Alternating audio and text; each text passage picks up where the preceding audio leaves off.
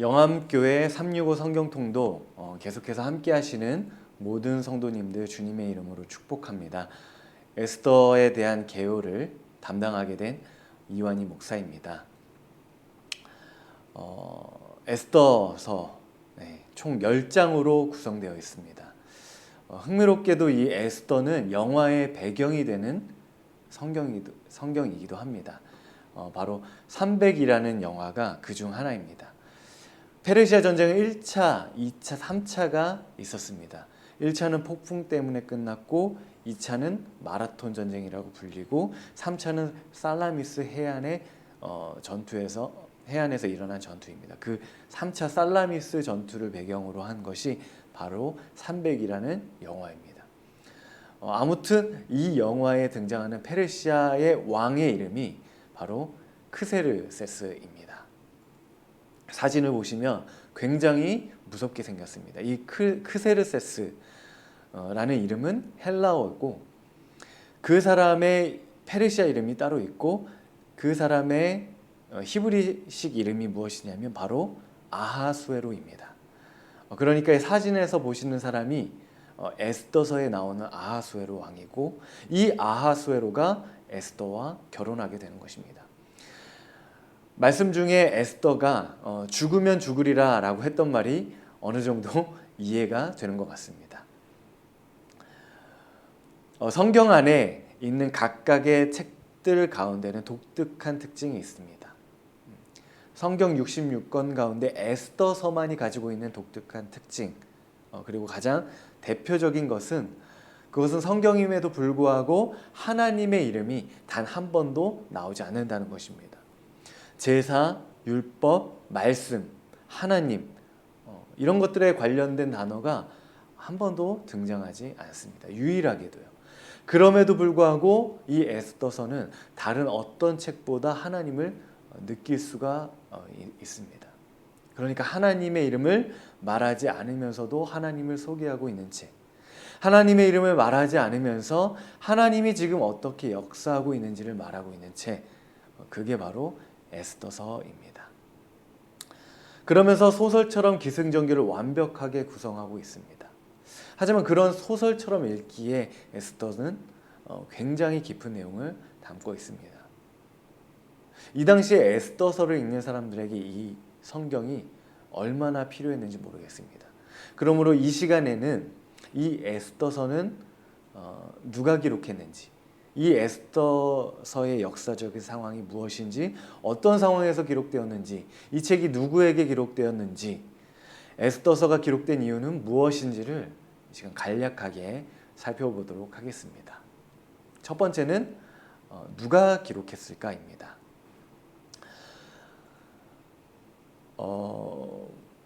여러 성경 개론서를 보면 작자 미상으로 나옵니다. 왜냐하면 성경에는 명확히 나오지 않기 때문에 그렇습니다. 그러나 어떤 종류의 사람이 기록한 것 같다 정도는 알 수가 있습니다. 에스더 1장 1절과 2절, 1장 2절의 말씀을 보시겠습니다. 이 일은 아하수에로 왕 때에 있었던 일이니 아하수에로는 인도로부터 구스까지 127지방을 다스리는 왕이라. 페르시아 왕의 이름이 아하수에로예요. 이 페르시아 왕의 이름 아하수에로, 이 사람을 향해서 아하수에로라고 부르는 사람은 극히 일부분이었습니다. 이 사람의 본래 이름은 크샤이 야르샤라는 이름이었습니다. 페르시아에서는 그 사람의 이름을 다 크샤이 야르샤라고 불렀습니다. 페르시아에서는 그렇게 불렀는데 그럼에도 불구하고 그 왕을 향해서 지금 아하수에로라고 부르는 사람들이 있었습니다. 바로 유대인들이에요. 페르시아식 이름을 유대식으로 발음한 것이 바로 아하수에로입니다. 그래서 이 한 단어를 통해서도 이 에스더를 누가 기록했는지, 그리고 누구를 위하여 기록했는지 우리는 알 수가 있습니다.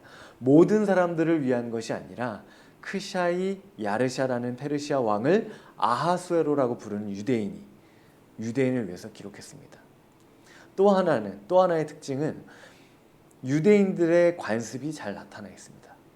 이 저자는 유대인들의 관습을 잘 아는 사람이에요. 뿐만 아니라 페르시아 사람들 그리고 또 다른 종류의 사람들을 유대인의 대적이라고 말합니다. 그리고 8장 13절에 보면 페르시아 사람들을 향하여 본토 백성이라고 부르고 있습니다. 그러니까 이 에스더라는 성경은 유대인의 입장에서 기록됐어요.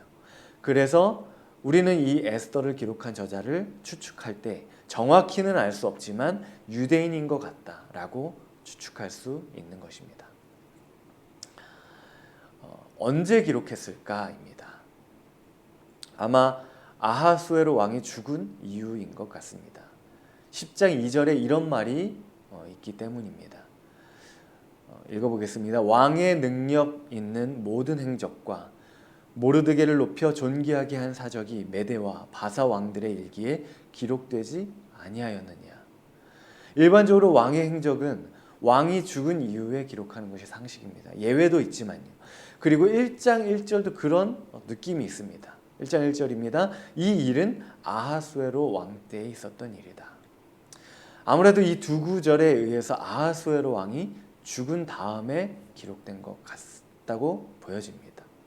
아하수에로 왕은 주전 486년부터 464년까지의 왕이었습니다. 그러니까 464년 이후에 기록하지 않았을까라고 추측할 수가 있겠습니다.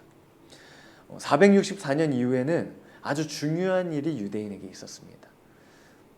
아주 중요한 사건임에도 불구하고 그런 것들이 이 책에서는 언급되어 있지 않아요.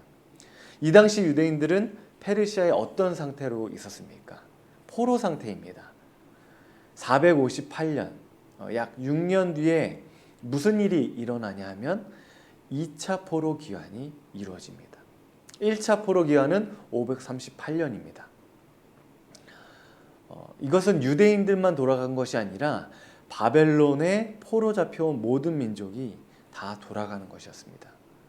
그런데 458년 2차 포로 기한 때는 오직 유대인들에게만 있었던 거예요. 그럼에도 불구하고 이 사건이 언급되어 있지 않습니다. 그래서 추측하기로는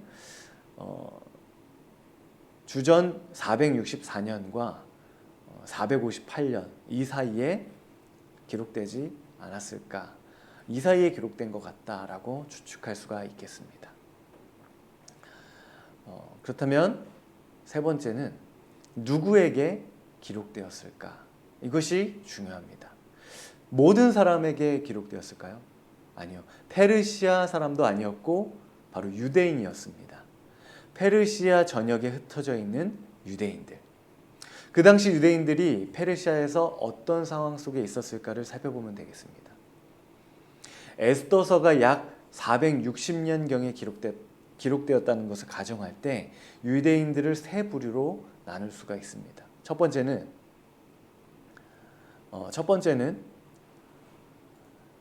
바벨론에 의해 포로 잡혀온 세대입니다.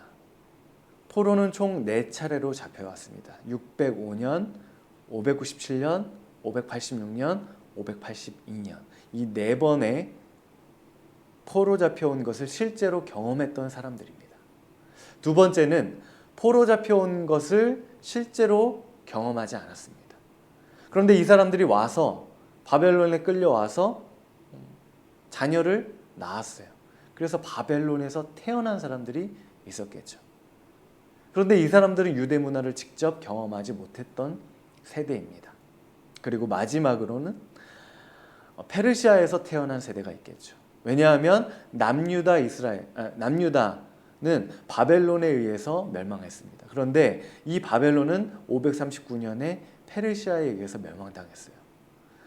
유대는 바벨론에 의해서 멸망당했고 바벨론은 페르시아에 의해서 멸망당했습니다.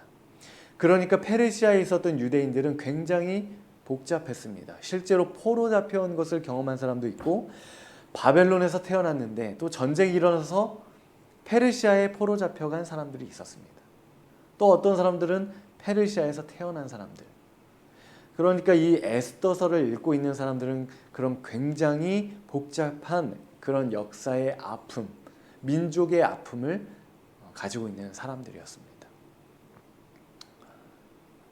헤로도토스의 역사책 3권에 보면 그 당시에 페르시아에 잡혀온 유대인들은 사회적 지위가 굉장히 높았을 뿐만 아니라 경제적 부유함까지 누리고 있었습니다. 그러니까 페르시아에 속해 있는 유대인들은 신분은 포로이지만 사회적 지위에 대한 제약이 거의 없었습니다. 높은 지위까지 올라간 우리가 잘 알고 있는 유대인은 어떤 사람들이 있습니까? 다니엘, 느헤미야, 모르드게 같은 사람들입니다. 이 당시 유대인들은 페르시아에서 높은 지위와 경제적 풍요로움을 누리고 있었습니다. 남유다가 멸망하면서 605년에 사로잡혀 왔습니다. 597년, 586년, 582년 이렇게 잡혀왔는데 바벨론에 의해서 잡혀왔어요. 페르시아의 고레스가 바벨론을 정복한 다음에 조서를 발표합니다. 에스라 1장 1절이에요. 사진에서 보시는 것이 바로 고레스 칙령이라는 것입니다. 여기에 이렇게 기록되어 있습니다. 나 고레스는 온 바벨론의 조서를 반포하노니 바벨론에 포로 잡혀온 모든 포로는 자기 민족으로 돌아가 자기 민족의 신과 언어를 그대로 섬길지어다 라고 되어 있습니다. 그게 538년에 있는 1차 포로 기간입니다. 605년에 포로 잡혀왔습니다. 에스겔 시편에 의하면 그때 포로 잡혀가면서 사람들이 불렀던 시가 있습니다. 하나님, 우리가 하나님 앞에서 범죄했습니다. 하나님과의 언약을 어겨서 이제 포로 잡혀갑니다. 그러나 하나님, 우리가 회개하고 돌아서면 하나님 다시 회복시켜 주십시오. 그렇게 말씀하시고 약속하시지 않았습니까? 하나님, 우리가 마음을 다시 돌이킬 테니까 하나님 다시 고향에 돌아갈 수 있게 해주세요. 유다 백성들이 포로 잡혀가면서 이런 기도를 했습니다. 근데 여러분, 이 기도는 538년, 약 60년, 70년 만에 이루어지게 됩니다. 그 기도를 바벨론에서 포로로 있는 동안 얼마나 오랫동안 했겠습니까? 수십 년 동안이요. 그런데 그 기도가 지금 이루어진 것입니다. 그래서 바벨론을 정복한 고레스가 다시 돌아가라고 말합니다.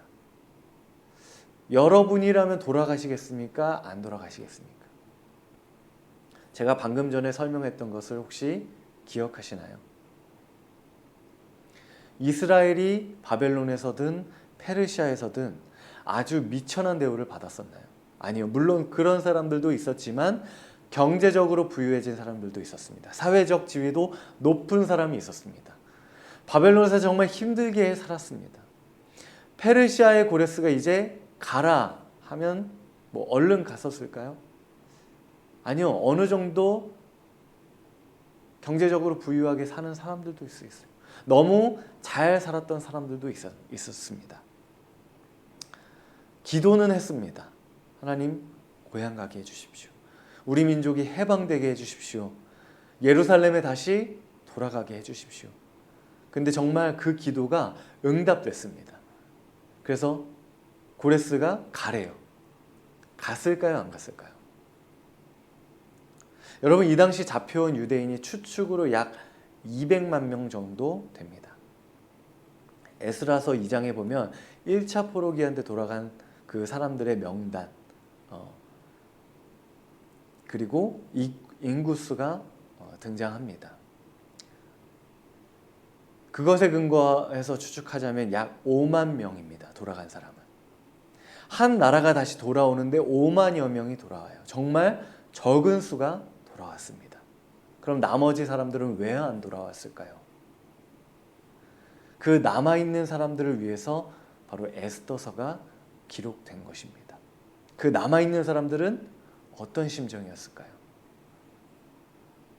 사람들이 기도했습니다. 고향을 보내달라고 수십 년 동안 기도했습니다. 근데 그 기도가 드디어 이루어졌어요. 그런데 가기 쉽지 않았죠. 왜냐하면 잘 살았습니다. 부족함이 없었습니다. 사회적 지위도 높았습니다. 어떤 사람은 국무총리까지 올라갔으니까요.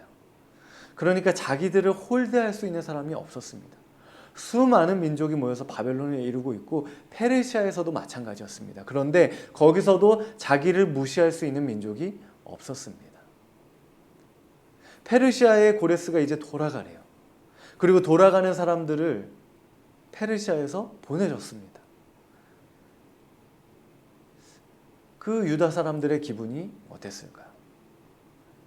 돌아가지 못하고 남겨진 사람들. 돌아가야 하는 것은 알지만, 돌아가고 싶지만, 근데 약 60년, 70년 동안 예루살렘에는 어떤 사람들이 살았나요?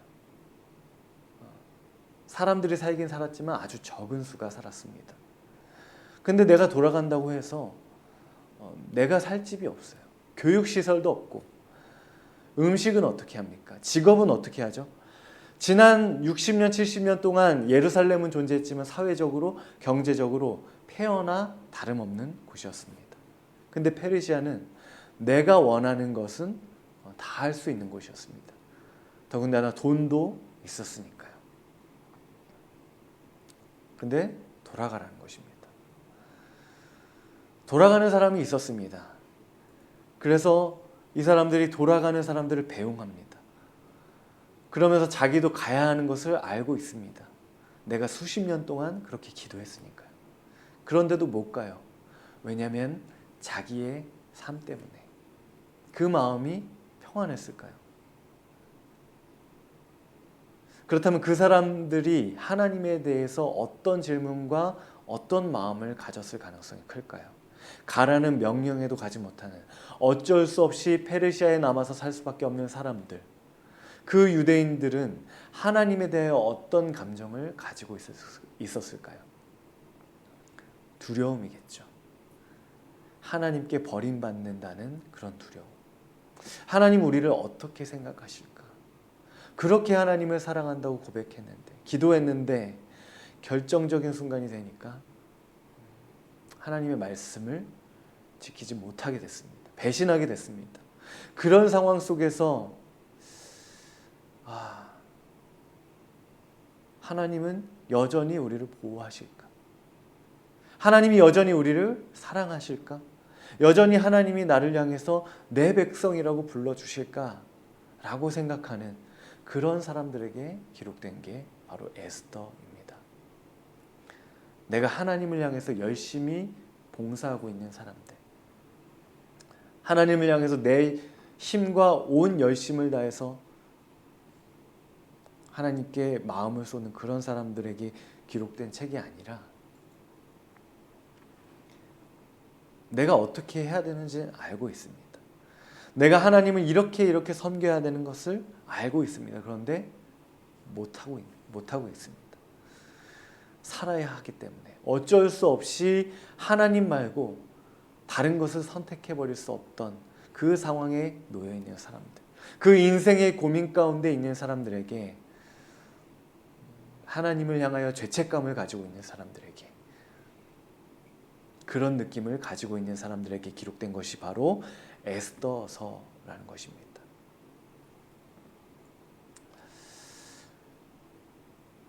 이 사람들은 하나님이 자신들에게 이렇게 말씀하신다고 생각하지 않았을까요? 내가 기도 들어줬는데 너는 어떻게 그렇게 할 수가 있어? 내가 너희를 보호해줬는데 그 이방 땅에서도 너희를 지켜주고 너희가 이렇게 성장할 수 있도록 이렇게 잘 살 수 있게 해줬는데 너희는 어떻게 그럴 수가 있어? 라고 생각하지 않았을까요? 538년 1차 포로기환 이후에 이 사람들이 하나님께 어떤 기도를 할 수 있었을까요? 하나님 앞에 떳떳하게 기도할 수 있었을까요? 아마 힘들었을 겁니다. 538년에 예루살렘으로 돌아온 사람들은요, 마음에 떳떳함이 있었을 것입니다. 어떤 기도도 다 할 수 있었을 것입니다. 에스라서에 의하면 돌아올 때 이 사람들은 자기 모든 삶을 버리고, 그리고 이 사람들이 돌아올 때 노비들도 끌고 왔대요. 그렇다는 건 돌아온 사람들이 가난했을까요? 거지였나요? 아니요. 부유한 사람들이 돌아왔습니다. 하나님, 내가 페르시아에서도 잘 살 수 있었지만 내가 다 포기하고 예루살렘으로 돌아옵니다. 물론 이 사람들도 정말 훌륭한 사람들입니다. 하나님 말씀에 순종했으니까요. 그런데 이렇게 기도했던 사람들은 아마 교만해지지 않았을까요? 점점 바리새인의 기도를 하게 되지 않았을까요? 그렇다면 남은 사람들의 기도는 어땠을까요? 아마도 세리의 기도와 같았을 겁니다. 그냥 고개 숙이고 기도는 해야 되는데 죄송해서 하나님께 기도도 못하고 내가 어떻게 하나님께 기도할 수 있나, 무슨 기도를 드릴 수 있나, 그렇게 생각했을 것입니다. 그렇다면 이 에스더서에는 어떤 내용이 담겨져 있을까요? 너희들이 하나님 말씀에 순종하지 않았으니까 한번 고난 한번 시원하게 당해봐라 라는 말씀일까요? 아니면 괜찮아, 내가 그래도 너의 하나님이다, 내가 너를 보호하겠다. 여러분, 이렇게 말씀하시는 것이 바로 에스더입니다. 우리는 때로는 하나님을 우리 수준에서 생각할 때가 많은 것 같습니다. 내가 하나님께 드리면 기뻐하고 내가 드리지 못하면 하나님께서는 좋아하지 않아 하시고, 하나님의 감정은 철저하게 나의 행위나 그런 것들에 의해서 변하는 것이죠. 그런 것이 아닌 것입니다. 하나님은 우리의 행위와 상관없이 변함없는 분이 바로 하나님의 성품이십니다.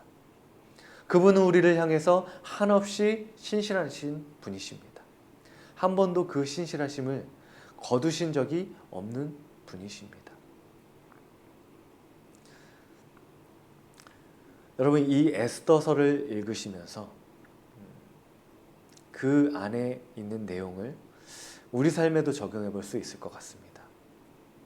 특별히 코로나로 힘들고 어려운 상황 가운데서 그 상황들을 돌보느라 어쩔 수 없이 하나님보다 다른 것을 선택했던, 그래서 우리 삶에 하나님의 손길이 전혀 느껴지지 않았던 그런 우리들의 삶의 자리에 말입니다. 하지만 그 가운데서도 우리의 행위와 상관없이 우리를 향하여 변함없이 신실하신 하나님, 그 하나님의 보호하심과 인도하심이 여전히 우리 가운데 있다는 것, 그리고 이 에스더서를 통해서 다시 그 하나님 예배하고 싶다, 따르고 싶다, 사랑하고 싶다 하는 그 발견이 있기를 원합니다. 그 삶의 결단이 우리 영암의 모든 성도님들 가운데 있기를 주님의 이름으로 축복합니다. 감사합니다.